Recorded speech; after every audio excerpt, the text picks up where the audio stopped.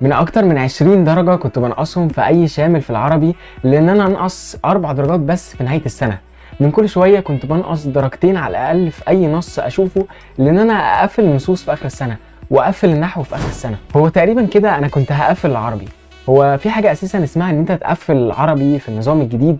ايوه، وفي ناس بتعمل كده، بس انا عملت غلطة كده هقول لكم عليها. هخليك تبص للعربي من عقدة ومشكلة كبيرة ودرجات كتيرة قوي بتروح، لعقلية واحد داخل الامتحان وهو عارف انه هيقفل امتحان عربي ثانوية عامة. ازيكم، انا كيرو، وهقول لكم الخلاصة في مذاكرة العربي، واوعدك انك هتسمع في الفيديو ده نصايح وتريكات كتيرة، وكمان هتطلع بمعلومات هتبسطك وهتريحك نهائيا من مادة العربي. الفيديو ده حرفيا هيبقى كنز ترجع له لو انت شخص شاطر قبل ما تكون شخص متوسط او عادي، لان العربي صدقني كفيل انه يعلي مجموعك فوق قوي ويخليك من الاوائل، او للاسف يضيع حلمك. واوعدك انك لو اخترت كام نصيحة من الفيديو ده ومشيت عليهم بضمير كده، حتى لو بنسبة 80%، هتجيب 79.5 من 80 ونص درجة علشان التعبير. يلا بينا هنتكلم على كل الفروع اللي عندك في العربي، هنمسك كل فرع وناخد عليه 4 نقط، نصيحة في مذاكرة الفرع والحل والتصحيح والمراجعة، واخر حاجة هتبقى تركاية جامدة جدا على كل فرع.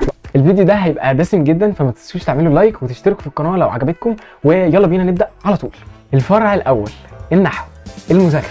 لو المستر بتاعك بيشرح على سبوره او دايما بيقول كلام مش مكتوب في المذكره بتاعته، يبقى لازم تعمل كراسه في النحو. الكراسه دي حاجه مهمه جدا، وهتكتب فيها ورا المستر كل التريكات اللي بيقولها، او حتى تكتب الدرس كله بطريقه ان انت هتكتب القاعده وتحتها مثال واحد بس كفايه. وانا عملت كده وكتبت 40 درس في النحو عادي يعني. وما تقوليش انا بسمع نحو، مفيش حاجه اسمها كده اصلا. ما ينفعش المستر يبقى بيقول تريكات وزحاليق توقع الجمهوريه كلها وانت قاعد بتسمع. صدقني اغلب الحاجات دي هتنساها، بس ما تقلقش، الكراسه هتفكرك. ولو بقى المذكره بتاعت المستر حلوه، يبقى حلو تكتب فيها كل التريكات بايدك على جنب.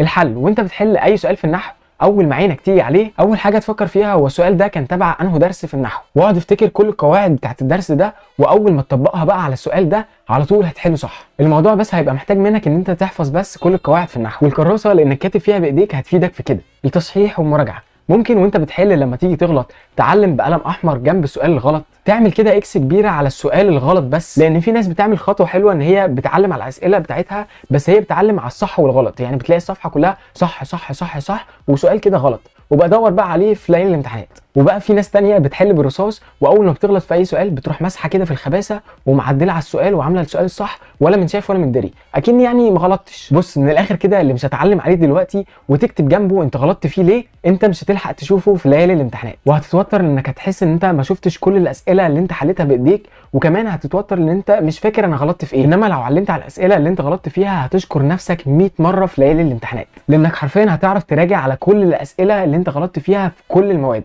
ولو ما كنتش عارف كده لان محدش قالك، او مثلا انت من الشخصيات اللي مش بتعلم وكده، فمعلش ابدا من دلوقتي. والمهم اللي جاي، رابع نقطه والتركايه، هي اوعى تنسى اهم الدروس اللي انت اخدتها في تانية ثانوي. حاول ازنق نفسك في اي يوم كده ان انت تتفرج على مراجعه عليهم على النت، حتى على اليوتيوب، مثلا رضا الفاروق او حتى محمد صلاح. ندخل على الفرع الثاني وهو القراءه. المذاكره، اعرف ايه هي الانماط بتاعه الاسئله، لازم تبقى عارف ولازم تبقى فاهم ايه نوع الاسئله اللي بتيجي في الامتحانات. زي مثلا السؤال بتاع استخرج العلاقات بين الجمل، لازم تبقى عارف يعني ايه حكم وبعده استدراك، لازم تبقى عارف يعني ايه زعم وتفنيد، وفي انماط اسئله كتيره جدا لازم يبقى عندك وعي وما تتفاجئش بيها. الحل، اوعى تقرا قطعه القراءه كلها على بعض.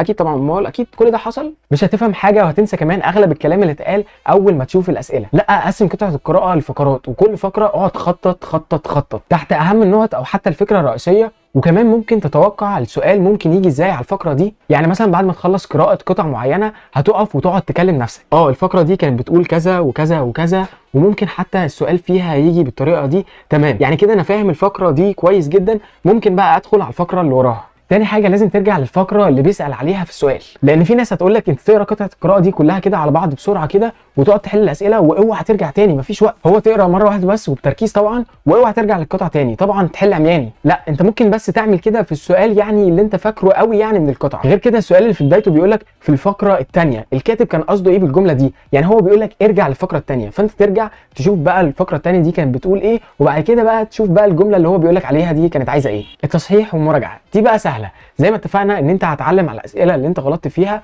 ومش بس كده، كمان هترجع بقى لقطعه القراءه وتحط خط مثلا بقلم احمر تحت الجمله اللي انت ما خدتش بالك منها، وبالتالي انت تبقى عارف نوعيه الاسئله اللي انت بتغلط فيها. هل مثلا علشان انت مش بتاخد بالك مثلا من جمله معينه مع ان بيبقى موجود فيها الحل في القطعه، ولا مثلا نوعيه اسئله انت مش بتبقى فاهم حتى السؤال مثلا ده قصده ايه وتروح سائل المستر بتاعك. تركيه في فيديو على اليوتيوب انا شفته كان انقاذ بالنسبه لي في القراءه، بتاع مستر رضا الفاروق، كان منزله فيه كل التفاصيل اللي انت ممكن تحتاجها في القراءه، وبجد هيفيدك. فما تقلقش، كل الشرح موجود، بس انت نظم وقتك. الفرع الثالث الادب. المذاكره هتكون عباره ان انت بتبصمج الكلام بالنص، وما تقوليش انا بفهم ادب، مفيش حاجه اسمها كده. الادب بيتحفظ، وخد بالك ساعات بيبقى فيه فروقات سخيفه قوي، زي مثلا المدرسه دي فيها حزن والم، انما المدرسه دي بيبقى تشاؤم ويأس. فانت بصمج، بس بصمج بنظافه. اول حاجه وانت بتحل الادب في اي سؤال في النص، اقرا السؤال الاول واعرف مثلا هو بيسالك على انهي جزئيه معينه في الادب.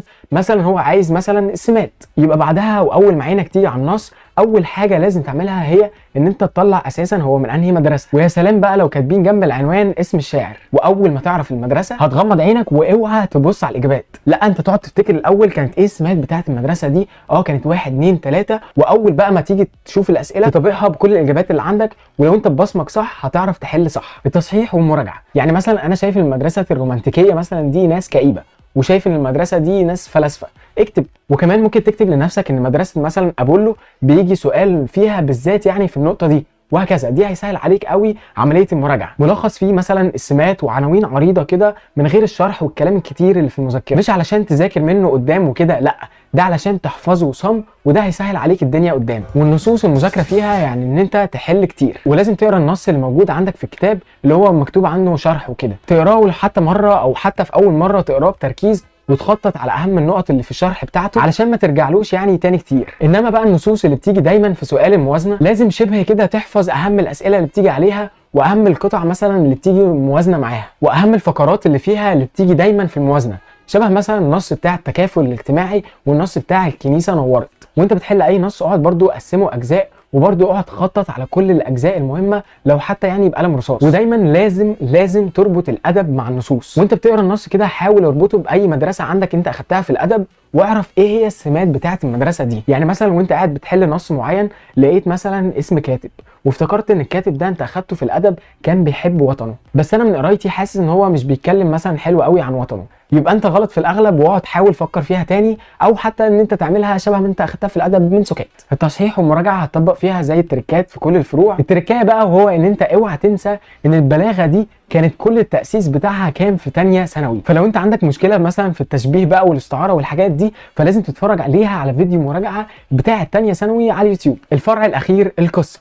المذاكره بتاعت القصه الحقيقه هي ان انت تسمع الحصه بتركيز كويس جدا. الحقيقه انا كنت بعمل كده علشان انا كنت عارف شويه ان انا ممكن ارتصها شويه يعني في المذاكره، فركز جدا في الشرح بتاع القصه واعتبره يعني حياه او موت. ما تقعدش مثلا تنفخ ايه ده يا قصه هناخد قصه هنضيع وقت بقى وكده، لا اقعد ركز فيه بنسبه كبيره قوي. وبعد كده هتحاول تقرا الفصل لو مره واحده بس، وانت بتخطط على اهم الاجزاء المهمه فقط، اهم العناوين واهم الكلام، اهم كده الشخصيات اللي اتقالت وهكذا، علشان الصراحه مش كل شويه هتقعد تقرا بقى كل القصه على بعضها وتقعد تضيع في وقت. لا هي مره مثلا بتركيز وتقعد تخطط على اهم الاجزاء المهمه، وهتقعد ترجع لها تاني براحتك بقى في ليالي الامتحانات، وهتقعد ترجع لها تاني في الشوامل وهكذا. وممكن حتى لما تيجي تقراها تاني عينيك هتقعد تلقط على طول بقى الحته اللي انت مخطط عليها، وتقعد تربطها على طول بسؤال الموازنه. وده يدخلنا لتاني حاجه وهي الحل بتاع القصه، وهي ان انت اول ما تشوف سؤال الموازنه بتاع القصه اوعى تقرا القطعه الاول، لا شوف الاول السؤال اللي هو ساله بيسال على ايه، وبعد كده حاول افتكر القطعه بتاعت طه حسين كانت بتتكلم على ايه، القصه يعني كانت شبهها في ايه بالظبط، وبعد كده بقى اقرا القطعه اللي هو حاططها لك علشان توازن فيها. بس انت بقى تبقى قاري السؤال فتبقى عارف يعني انت عايز توازن يعني في انهي جزئيه معينه من قبل حتى ما تقرا القطعه على بعضها، بدل ما تقرا كل القطعه عمياني وانت مش عارف هو اساسا عايزني اوازن في انهي حته وهكذا. وكمان طريقه الحل في سؤال الموازنه ده بالذات وهو ان انت هتحل بالاستبعاد. اما بقى التصحيح والمراجعه وكمان التركايه المره دي هيبقوا في بعض، وهي ان انت حاول تتفرج على فيديو مراجعه للقصه على اليوتيوب، هيفرق معاك جدا وهيبقى ملخص كمان، وهيربط لك الدنيا كلها في القصه، سواء من رضا الفاروق او من محمد صلاح، الاثنين ممتازين جدا. وبس كده، ده كان الجزء الاول، ودي كانت اهم التريكات اللي انا كنت شايف يعني ان انا ممكن اقولها لكم في كل الفروع اللي عندكم في المنهج. ومعلش الجزء الثاني اللي انا قلت لكم عليه اللي هو ان انا هحكي بقى قصتي مثلا في العربي ومين المدرسين اللي كنت باخد معاهم وكل التريكات دي، هضمه يعني للفيديو اللي انا قلت لكم اللي انا هعمله اللي هو بتاع ان انا اجاوب الاسئله بتاعتكم في العربي، علشان الصراحه بقالي كتير قوي بصور وتعبت وصوتي راح، وكمان حاسس ان انا اتكلمت كتير قوي فالفيديو ممكن يبقى طويل مننا قوي. فخلينا احسن في الفيديو الجاي، واشوفكم الفيديو الجاي واشوفكم احسن ناس في الدنيا. ما تنسوش تشتركوا في القناه وتعملوا لايك على الفيديو، وبحبكم كلكم. باي باي.